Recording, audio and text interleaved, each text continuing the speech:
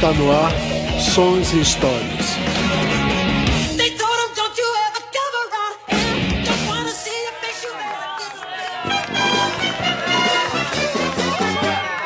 Respeitável público, a Sociedade da Gran Ordem Cavernista pede licença para vos apresentar o maior espetáculo da Terra! E aí, galera, tudo bem? Nós estamos aqui para levar ao ar o primeiro programa Sons e Histórias. Eu sou Daniel Queiroz. Eu sou Raildo Vasconcelos. E nós estamos aqui para falar sobre o disco do Raulzito, Sociedade da Gran Ordem Cavernista. Raildo, qual a sua impressão do disco? Bom, o disco ele começa como a gente já tinha discutido antes, um disco antitropicalista, né? A gente vê como é que eu posso dizer? Essa vertente do Raul já cutucando os baianos, como Raul dizia, eu sou baiano, mas eu não sou nem do velho, nem dos novos baianos. Então Raul já inicia, Raulzito já se inicia Raul Seixas, a coisa provocativa sendo aquela coisa do Raul, que vai ser, como é que eu posso dizer, vai ser uma característica do Raul. Né? De fato, nesse disco ele já demonstra uma série de características e temas que ele aborda ao longo da carreira. Algumas dessas músicas, inclusive, tem quase que similares quando ele se tornou famoso como Raul Seixas. É uma característica que eu acho interessante desse disco, é que ele faz uma avaliação e até uma observação crítica em relação aos costumes da época, aos valores da época e o indivíduo inserido nesse contexto. Né? O que a gente nota dessa provocação do Raul nesse germe do que vai ser o Raul Seixas, não desmerecendo os outros, o Edi Stal, o Sérgio Sampaio, a Miriam Batucada, não desmerecendo esse pessoal, mas a gente vê que ali é um germe do que vai ser o Raul ao longo da trajetória, a provocação, a acidez, a polêmica, né? Isso era característico do Raul, que o Raul vai levar consigo até a sua morte, né? O Raul tinha muito dessa coisa. E a gente vê a provocação de início, começando a falar sobre o disco propriamente dito, a gente vê essa provocação na capa do disco. A capa do disco, né? Ela é extremamente interessante. E antes mesmo da capa, a gente pode observar a formação, né? A formação trata-se de dois baianos, né? No caso, o Edi Stal, que já conhecia o Raul da época digamos assim, do rock and roll, de raiz, quando o Raul tinha um clube do Elvis e tal. Edi era um sócio do clube do Elvis. Do clube do Elvis, exato. Você tem a Miriam Batucada, que é uma figura que entrou por último, né? Porque a preferida do grupo era a Diana, né? Seria a Diana, porque Raul produzia os discos de Diana, né? Muita compunha e produzia disco de Diana. O Raul, como produtor da CBS, o Gerry Adriane, o Odair José, a própria Diana, Renato e seus Blue Caps. Então, assim, Raul tinha a visão do produtor.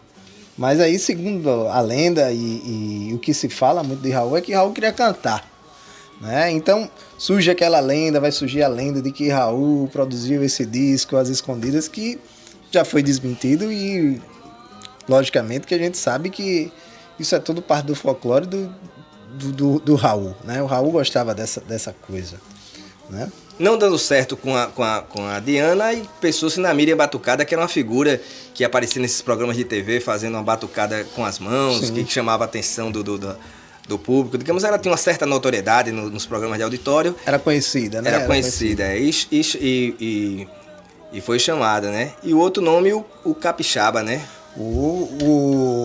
A fanzoca do Roberto Carlos, que era o Sérgio Sampaio.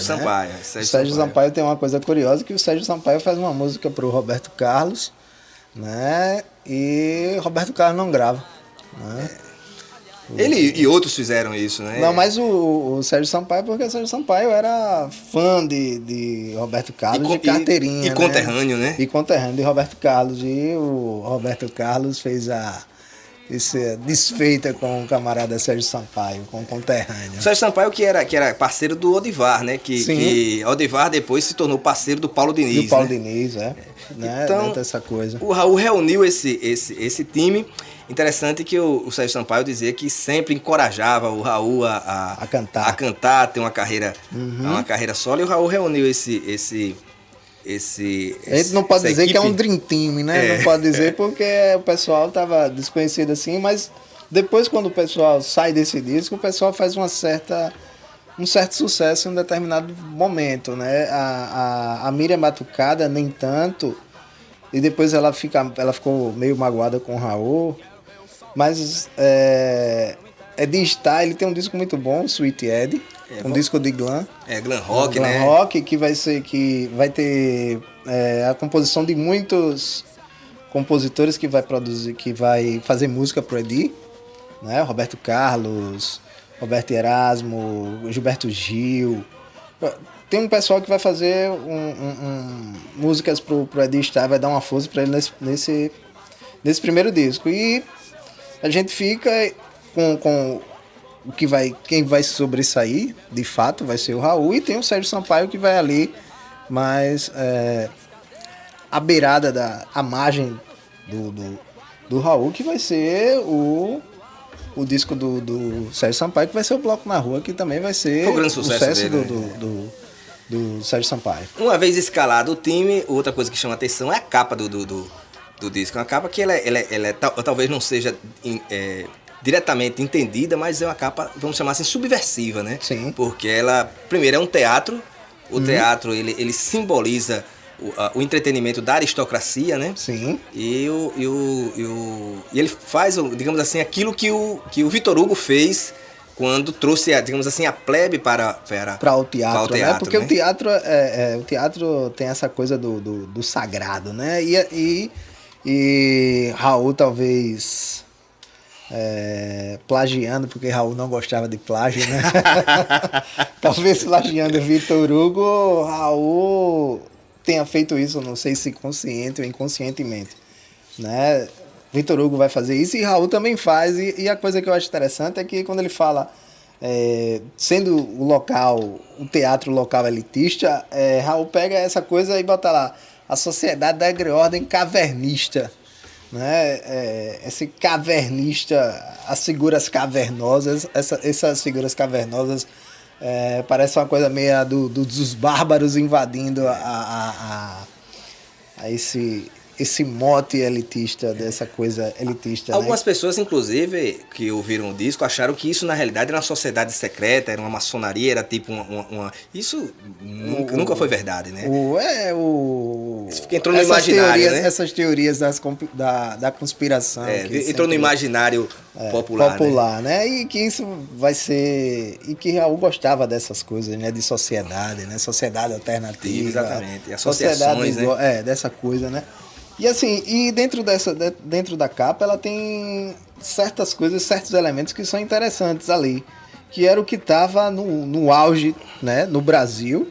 Estava no auge, estava chegando, que era uma sátira ao movimento hippie. Tá lá o Raul fantasiado de hippie, né? Tava a questão do elemento pop, né? A Miriam Batucada tá lá vestida de super-homem. Né? O Sérgio Sampaio vestido lá como se fosse um jogador da seleção. Camisa da seleção brasileira, camisa né? da seleção brasileira, que tá fazendo uma menção ali ao auge, aquele discurso do Brasil campeã, né? Tricampeã. E tem uma outra coisa ali que é um fator também que estava acontecendo na sociedade brasileira, que era a questão da chegada da televisão, né? Da criação do astro, ali onde é que vai ser criado todo o astro. A televisão como forma de consumo, de fato, né? Tudo ali produção em linha, tudo né? ali estava sendo consumido, né?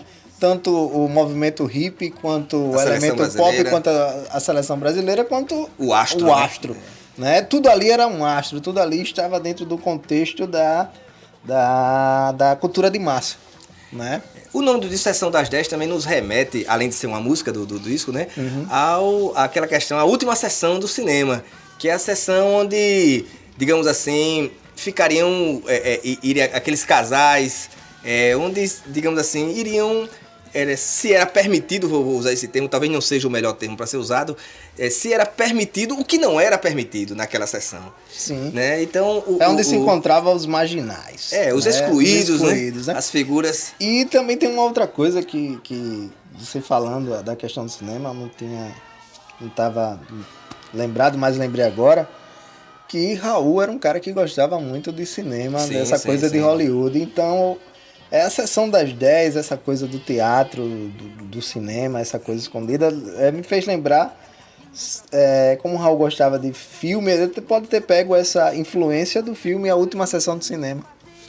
Da sessão das 10, a última sessão, e o filme, e fazer uma menção ao filme dentro dessa sacada Sessão das 10 com o filme A Última Sessão de Cinema. Né? Pode ser, não sei, né? O programa, como é Histórias e Música e Histórias, ele busca também o contexto histórico, né? Se nós formos fazer uma análise dentro das nossas limitações, lógico, o momento que o Brasil vivia economicamente era um momento do milagre econômico. Foi um momento em que a classe média começou a investir em bolsa de valores, começou a ver os bens de consumo, né? Sendo adquiridos em larga escala. O maior exemplo deles, a televisão, onde as pessoas começaram a adquirir esses bens e começaram, digamos assim, a ser seduzidas pela possibilidade de ter artifícios de conforto, de facilidades tecnológicas, né? E por isso que esse tema ele é recorrente no disco. Não foi? Ele questiona se se esse é o objetivo, se aí, como ele veio a dizer no Ouro de Tolo, foi tão fácil adquirir, e agora eu me pergunto, e daí, né? Mas aí a gente vê que tem várias músicas que vai fazer uma referência a essa... Como é que se diz? A esse tema do Ouro de Tolo. Né? O Raul, ele vai levar esse tema adiante nos seus primeiros discos. Ele vai levar muito contestar muito essa indústria de consumo, esse consumo, o que é que leva esse ser a essa situação. E assim, e lembrando outra coisa, assim, ainda analisando a questão da capa, a gente vê que na capa você vê elementos do influência de Frank Zappa. Sim, que o disco do Frank Zappa talvez um dos grandes influenciadores do disco, né? A questão das vinhetas, né? Apesar de ser um disco antitropicalista, você vê a influência do Panisette Circense, do disco Tropicália, né? Que também não deixa de ser uma crítica à família... A estruturação de família que se encontra também baseado no discurso da família, a família tradicional também. E o Sgt. Pepper, dos Beatles. Né? Uma grande influência dentro desse contexto de busca de experimentação, assim como também o disco do Frank Zappa. Não só o Freak Out. Interessante, né? É o seguinte, que se você for ouvir o disco do Frank Zappa e você for ouvir o do Raul, você vai ter a primeira impressão que não tem nada a ver. Mas a questão das referências é a questão do conceito. Sim. É a ligação através de vinhetas. É essa inovação. E quando a gente fala que é um disco... E também não só essas questões, mas também a questão ideológica do Frank Zappa. Quando a crítica que o Frank Zappa faz ao movimento hippie. O Raul também está fazendo a crítica ao movimento hippie, né? E quando a gente fala que é um disco antitropicalista, alguma pessoa pode ouvir e achar achar contraditório ele ser antitropicalista e ter influências do disco Manifesto Tropicália. É porque o Raul, o disco do Tropicália, ele é um manifesto estético. Sim. Né? Estético. O Raul, ele já mexe em questões comportamentais. Sim. Inclusive ironiza alguns valores que são exaltados no disco do Tropicália. Como o próprio saudosismo em alguns momentos. Sim, né? É porque quando a Tropicália faz uma crítica estética, né, a gente está falando isso num contexto de 68. né? O disco Tropicália sai em 68. O Sociedade sai em 71. Então, de 68 a 71, você tem uma transformação de estético e de valores do que se está se propondo, né? Porque enquanto na década de 60, 67, 68 estava o auge do movimento hippie no mundo, e em 70 já tinha acabado, no Brasil estava se iniciando um movimento hippie. Porque é aquele lance, né, que você fala, né? Nós corremos atrás do bonde da história. As coisas acontecem no mundo e a gente vai correr para pegar. Exatamente. Então, o Raul já tirava onda dessa situação, desse bonde que a gente nunca, que a sociedade brasileira não alcança. Ela é apenas um repeteco do que acontece lá fora. E a gente sempre está atrasado em relação ao mundo. Enquanto estava acontecendo, enquanto lá estava acabando, aqui estava acontecendo, a coisa estava começando a andar. Então, e Raul já estava vendo à frente dessa situação. Raul, na sua crítica ácida, ele já estava lá na frente analisando todo esse processo, dizendo, ó, isso aí não vai dar em nada. Vamos indo para o disco. O disco abre com aquela música Eta Vida, né? Que é uma música que é uma resposta ao comportamento geral, né? Aquela questão que foi falada antes, das pessoas, digamos assim, embriagadas pela possibilidade de adquirir bens de consumo, achando que é a realização pessoal você adquirir esses bens, o conforto e tal. Ele questiona, né, através dessa... Esse modo de vida do consumo, do consumo, né? Do exatamente, consumo, né? Eu vejo essa música, Eita Vida, e Dr. Pacheco.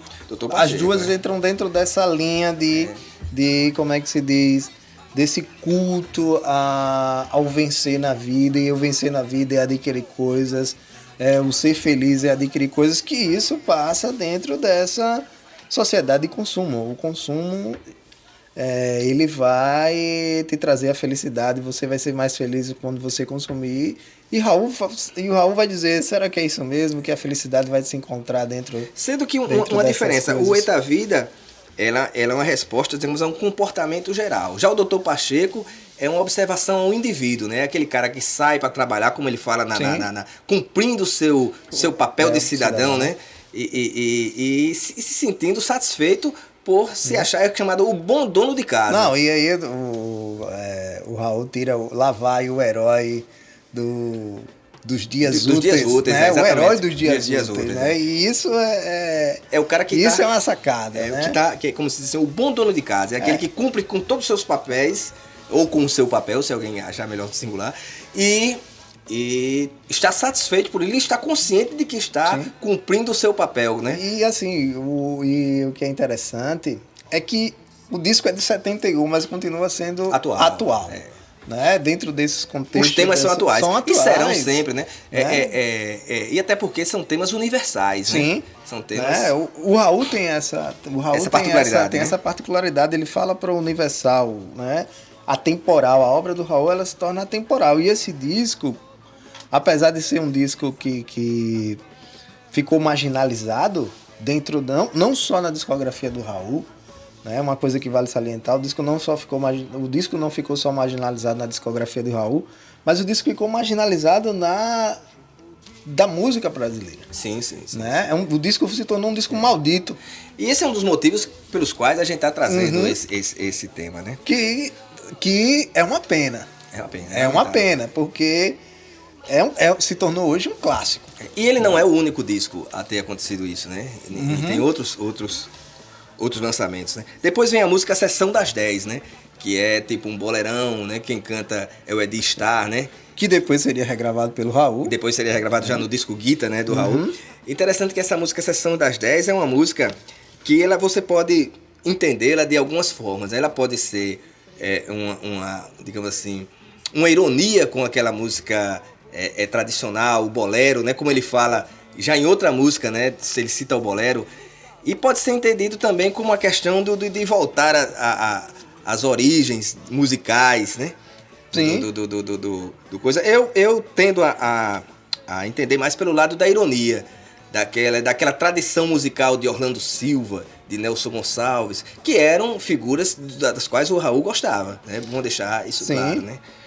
E que Raul gostava, e que Raul exaltava mais isso aí, o vozeirão, do que o cantar baixinho. Que era o vozeirão da tradição italiana, né? Aquela... Do que o cantar baixinho, que Raul criticava, que era a bossa nova.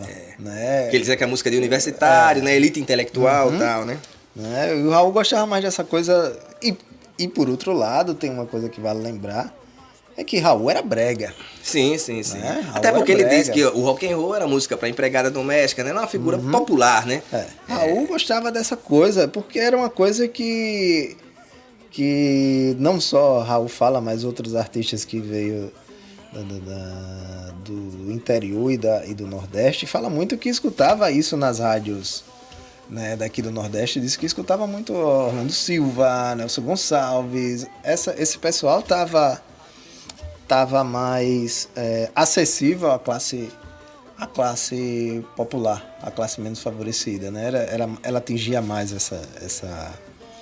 essa parcela da sociedade. Depois ele vem com Eu Vou Botar Pra Ferver, né?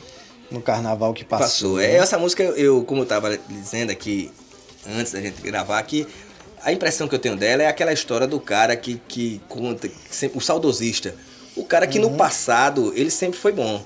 Ele sempre vai dizer que jogava bem, que o time que ele assistia, no tempo que ele acompanhava, estavam os melhores jogadores. É um discurso que muito em voga hoje, onde o passado sempre é melhor. E ele viveu esse passado melhor. Por isso que ele diz, eu vou botar pra ferver no carnaval que passou. Quando ele contar o carnaval que passou, ele sempre contará como tendo obtido um sucesso, tendo conquistado, tendo se divertido, né? É a crítica ao discurso de saudade daquilo que não se viveu. Exatamente. Né? E antigamente tudo era melhor. Era melhor, né? E isso hoje na nossa sociedade parece que isso está em voga, né? Não, e isso eu acho até que ela está no inconsciente coletivo. Se nós nos encontrarmos, nós estamos vivendo um período hoje, nós vamos nos encontrar daqui a 10 anos e vamos nos reportar esse período que vivemos hoje como muito bom. Sim. Como acontece hoje quando nós falamos do nosso segundo grau, de não sei o quê, tem uma tendência de mitificar aquele momento da nossa vida. Mas né? aí quando a gente fala de Raul tem uma frase, e aí a gente tem que encarar, quando a gente fala de Raul a gente encara como uma certa ironia, porque Raul tem uma frase que dizia o seguinte, né? Quem não tem presente se conforma com o futuro, né? Então essa coisa de sempre estar remetendo ao passado é coisa também de quem não tem um presente. Talvez o seu presente seja como é que eu posso dizer? É quem não tem presente se conforma com a esperança. Com a esperança de que dias melhores virão. Sempre tem a questão do passado, da nostalgia do passado, né? E Raul gostava de tirar uma onda, porque Raul era um cara sempre... você pega nas suas horas, você vê que Raul era um cara muito presente, muito pé no chão, de falar de transformação, de sempre o agora, né? Depois ele vai para aquela música Eu Acho Graça, né? Que é uma clara ironia ao hipismo, né? Sim. Que era o modismo do momento, a estética hippie, tanto musical, visual, né? Toda a estética que... E principalmente aqui no Brasil, né? Que a coisa já tá beirando o ridículo, né? Um movimento que já passou e o cara tá resgatando uma coisa agora, né? Então, assim... É uma sacada do Raul, isso aí eu acho fenomenal. Depois vem Quero Ir, que é uma fuga da grande cidade, que ele fala, eu volto pra Bahia ou pra Cachoeiro do Itapemirim, que a Bahia é a cidade dele, do Edistar, né? E a cidade de Itapemirim é a cidade do Sérgio Sampaio. Sérgio Sampaio, exatamente. Né? Aquela coisa é mais uma indireta lá para os tropicalistas, quando todos vêm para o Sul Maravilha e Raul diz assim, bom, isso aqui não é algo tão interessante quanto vocês estão dizendo. O ar é muito pouco, né? O ar é quase... como é? O ar é muito pouco. O ar é quase nada, né? A rua não tem fim. A rua não tem fim. Né? Então, assim... Então, quando todo mundo tá falando que o Sul Maravilha é interessante, eu tô dizendo, epa, peraí, isso aqui não é tão interessante não. Se isso aqui não é nada não, eu vou voltar. Né? Porque se se existia e se existe esse discurso ainda de que lá tudo é maravilhoso e a coisa não é bem assim, né? E era o grande período do êxodo rural, do êxodo do nordestino, né? Daquela coisa de encontrar o emprego... O Eldorado, né? maravilhoso, é. Depois vem Sou Tabaroá, que é... Sim, só voltando àquela música lá, o comando... Eu Quero Ir. Eu Quero Ir. Isso só não querendo levantar polêmica, mas isso aí depois vai ser feito pelo Belchior. É verdade. A coisa não é tão... Caetano, o sol não é tão bonito para quem vem do norte e vai viver na rua, pois né? né? O Belchior, né? Se Raul já tinha falado. Mas o Belchior, ele sempre, digamos assim, o próprio Raul achava isso, né? Que o Belchior pescava um pouco na praia dele, né? Ah, sim, né? Por isso que ele vai dizer, se todos gostam, eu vou voltar. Tá. Aí vem Sou Tabaroá, né? Que essa mesma linha de voltar para... digamos assim, seu caipira, né? Uhum. Na cidade grande, e ela reclama da ausência dos valores caipiras no dia a dia do E quem canta essa é a Miriam Batucada, Miriam né? Batucada, exato.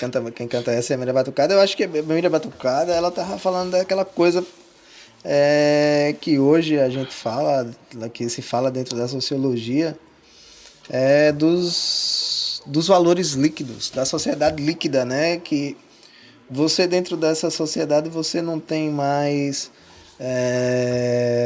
a relação duradoura, a relação em que se leve adiante. São as relações pragmáticas, né? As relações hoje são relações líquidas, elas se esvaziam, você tem um relacionamento pueril e vai embora e arruma outro e por aí vai, né? E isso a gente está sentindo hoje nas grandes capitais, mas isso já era sentido lá no sul, isso já estava presente, né? E a Miriam Batucada cantando já está anunciando essa coisa, dizendo, olha, velho, olha como é isso aqui. As relações se perderam, né? As relações estão perdidas dentro desse processo. Mais uma vez ele retorna ao tema dessa saudade da vida interior. Depois vem aquela vinheta, vem algumas vinhetas. Eu não vou só falar da vinheta, eu vou falar diversas vinhetas, né? Como aquela que o cara disse que eu gosto de música jovem, barulhenta, né? Barulhenta, né? Sou jovem. Exatamente, que é mais uma ironia daquela que o jovem é obrigado a gostar de um certo estilo musical, a música jovem, né? Ele ironiza com esse padrão. Ele usa nessas vinhetas uma série de gírias, né? Jovens e hips, né? Que também você vê aí nesse caso, você também vê que é uma tiração de onda também com a Jovem Guarda. Da Jovem Guarda. Muito embora já não existisse mais a Jovem Guarda, mas ele tira. Mas como é que se diz? Os dizeres, eles. Não, porque a Jovem Guarda, ela foi. Por ter sido uma certa influência comportamental, né? Ela lançou uma série de gírias que inclusive são usadas até hoje, né? E aí o Raul tira uma onda com isso também, porque a Jovem Guarda também vai ser usada como um instrumento do jovem, né? O jovem tem que se comportar dessa maneira, né? A música barulhenta, né? Que vai ser passada com a música barulhenta. E aí o Raul também tá tirando a onda, né? Dessa coisa desses movimentos que vai surgir, né? E abrindo aí um parênteses, né? Isso é uma coisa até em voga até hoje, né? Porque diversas músicas de massa, elas são relacionadas a um público, ao público padrão. Então você parece que é um pré-requisito para você pertencer àquele a determinado grupo. Você precisa gostar daquela música. Né? E ter os trejeitos, as vestes, né? Todo e esse lance, Raul tá tirando onda mesmo. Esse disco é para tirar onda dessa situação.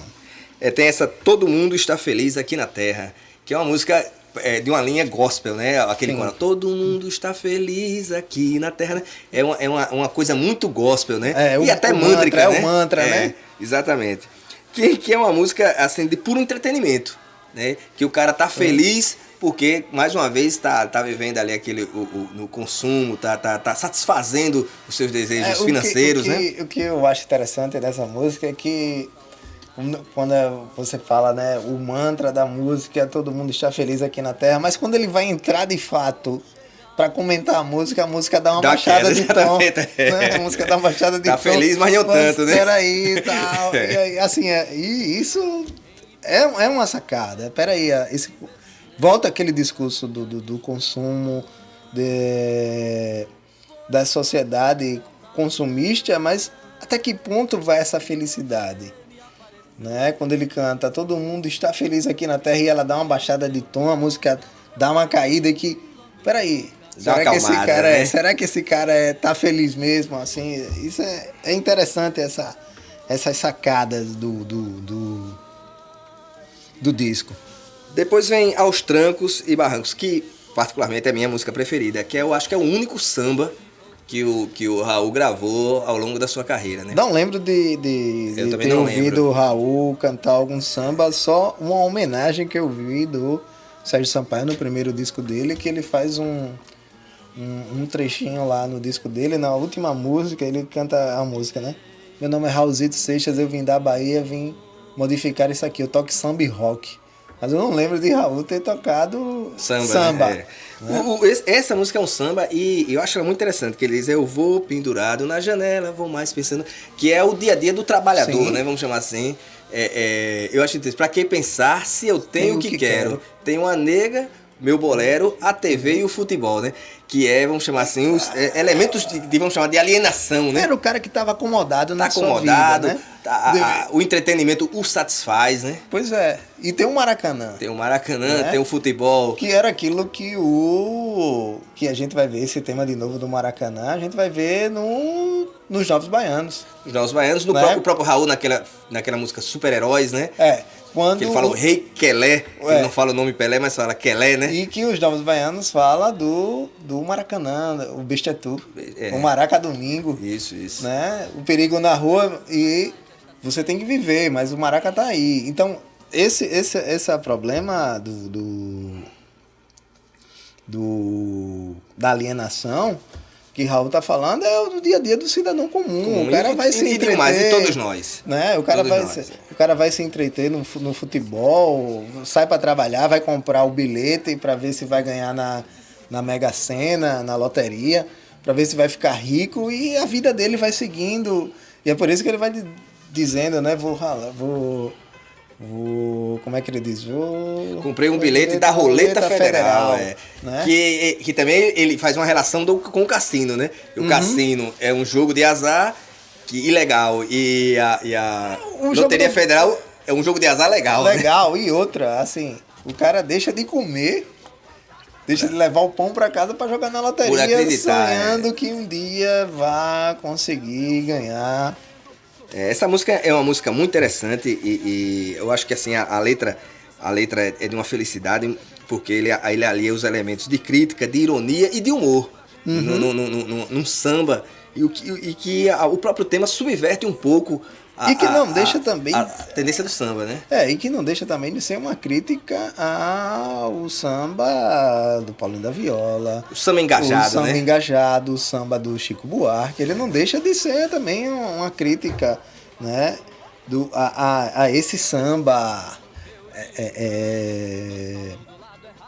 como é que eu posso dizer, esse samba proletário, né, do Chico Buarque, do Paulinho da Viola. Aí depois ele vem com Eu não quero dizer nada, né?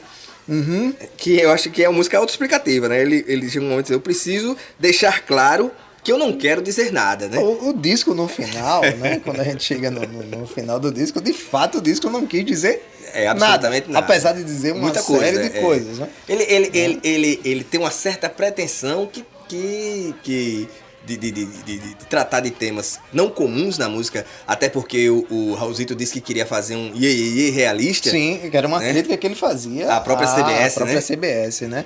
Ele dizia que a CBS era uma fábrica, o Raul dizia que era uma fábrica de ilusões, né? Uma fábrica de sonhos, né?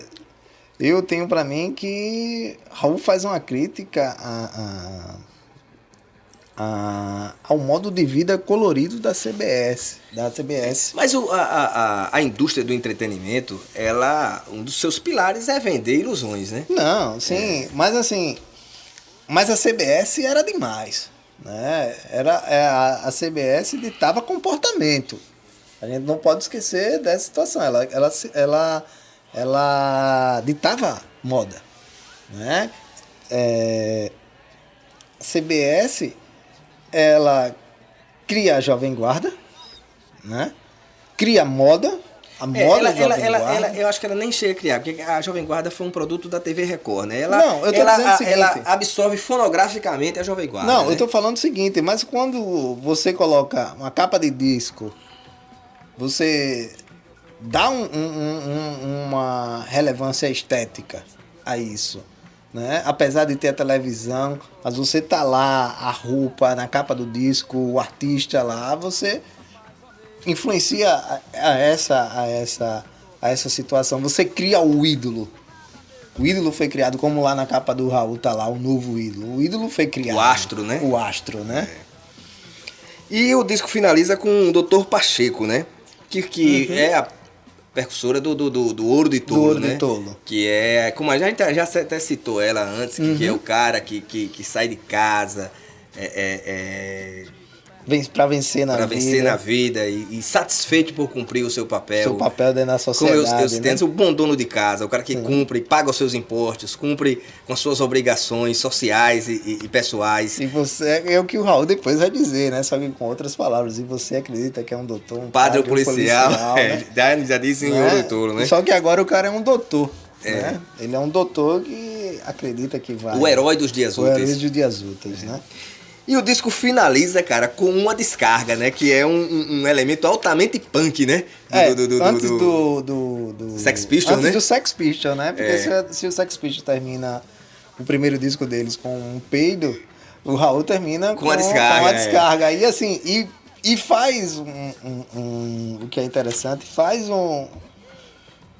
uma referência ao eu não quero dizer nada. Eu não quero Justifica, dizer nada, de fato, eu não em queria outras dizer palavras, nada. ele diz, olha, o que você ouviu aí, tu Ouviu quer dizer... é uma merda, Exatamente, né? E deu descarga, descarga. de fato, né? E o disco, esse término do disco é o que é o mais emblemático. Emblemático e significativo, Porque você não vê isso em nenhum outro disco. Não, nenhum disco vai desmerecer o seu produto, né? O que você fez, Pois é, e nenhum outro disco na história da na fonografia, história né? da música brasileira, eu não vi nenhum outro disco, pelo menos até o que eu escutei até hoje, eu não vi nenhum terminar com algo desse tipo, com uma provocação desse tipo. Eu acho que o Raul era o Raul e tem a fama que o Raul tem por causa disso. Porque o Raul nunca se levou a sério, né? E a música brasileira, ela tem muito disso de nego se levar muito a sério. Acreditar no personagem, né? De se levar muito a sério. E Raul não, né? Raul, ele foi-se embora, digo, isso aí é só um monte de besteira, um monte de merda, pode dar uma descarga, terminou de escutar e dar descarga. E nesse ponto, aí eu faço uma crítica que também nesse ponto o Raul se sabota.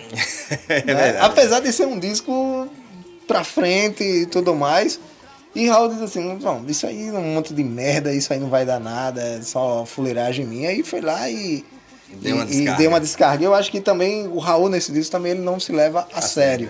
Interessante que o disco é conhecido, o disco teve poucos dias de vendagem, depois foi recolhido pela CBS e segundo se conta, né, foram chamados lá na sala lá e receberam, vamos chamar assim, uma regulagem. O disco foi feito em 15 dias. Em 15 dias, né? O disco foi feito em 15 dias. E com um orçamento muito alto para discos dessa natureza. O próprio Raul, muito embora a gente tenha que dar um desconto aí, muitas coisas que o Raul conta naquele disco ao vivo que mandou buscar uma harpa egípcia, né? E o cara disse, não, pô, uma paraguaia que é mais próxima, ele não quer uma egípcia. O cara trouxe uma egípcia, ele só para dar um acorde Eu vejo isso também como um folclore do Raul, uma coisa provocativa do Raul. Só que a gente também tem que ver que a CBS, brasileira é uma subsidiária da CBS norte-americana. E assim, eu não acredito que a CBS norte-americana não tivesse sabendo de algo desse tipo, não. Eu acredito que sabia e sabia muito. O problema Eu acho até que o disco foi feito, todo mundo sabendo. Agora, quando se ouviu o resultado, aí, por ele ser comercialmente inviável, sim, aí foi recolhido, né? E outra coisa, porque aí a gente volta naquela discussão da CBS, que a CBF era no meu ponto de vista e dentro da minha concepção, a CBS era uma editora careta. Não vejo a CBS como uma editora, como é que se diz? Você fala assim, careta do sentido conservador no sentido musical, sim, né? Tinha uma fórmula, sim, e aquilo que saísse daquela fórmula... Eu não lembro de um artista da CBS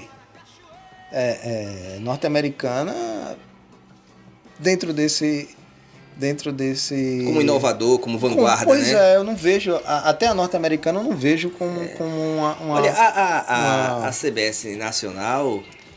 Podemos pegar alguns discos que, ainda que não sejam vanguarda, fugiram um pouco, talvez por pretensões do artista ou por poder do artista dentro da instituição, fugiram um pouco. Mas, de fato, realmente a CBS tem um padrão de sucesso, aquela musicazinha pop Isso também depois a gente vai ver, ao longo do tempo, depois do disco do Raul, o disco do Lennon.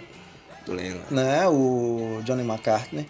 Né? Eu quero um disco produzido pelo Raul e queria ser lançado pela CBS e foi engavetado. Né? Então, assim, a CBS ela tinha uma certa dificuldade de trabalhar dentro desses elementos de música, como é que eu posso dizer, mais vanguardista, mais experimental. Pois é, falamos aqui sobre o disco da Sociedade da Grã Ordem Cavernista, disco do Raulzito. Gostaria de recomendar para aqueles que gostaram do tema o documentário Dossiê Cavernista. O documentário está no YouTube. Lamentavelmente só tem o depoimento do Edi Starr. Todos os outros, né? Porque já tinham falecido, mas não deixa de trazer uma série de novidades e curiosidades sobre esse disco. Quem faz quem participa desse documentário é o Silvio Passos, né? Silvio Passos, do fã-clube do Raul. Do fã-clube do Raul. Ele também dá umas informações interessantes sobre... Outra curiosidade disso que eu já ia esquecendo, a banda que acompanha o Raul é um misto do Renato e seus Blue Caps, né? Que era a banda lá chama-se oficial dos discos do Roberto, dos discos da Jovem Guarda. O Renato e seus Blue Caps com a banda The Pops, né?